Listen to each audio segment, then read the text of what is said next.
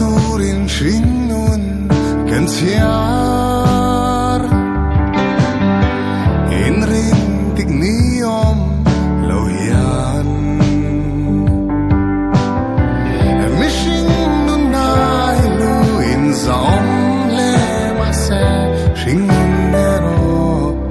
a ho te thon mange na tu ka fam tur ni la thi nu ko vel ka thira garin na le ka bel hi adikani ngai chuan sa tuan rama muang in ka leng nga ma serin na itu rin thu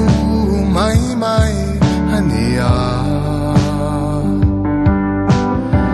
thon thu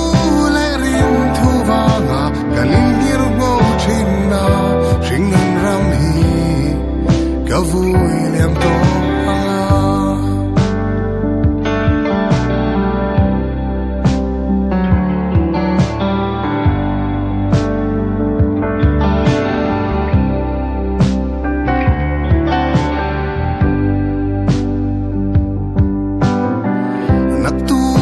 fam tur nila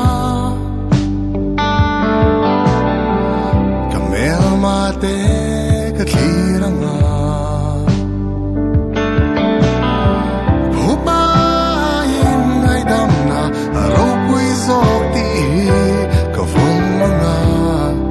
ngay dam katlang nga wad nanen shing nun siar zu nam san na omlo mange dia mangai na lut sia ka siar tiam hun neu chuan ka shing nun hi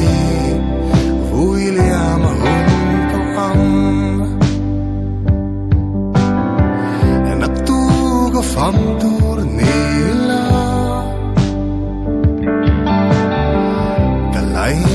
te katliranga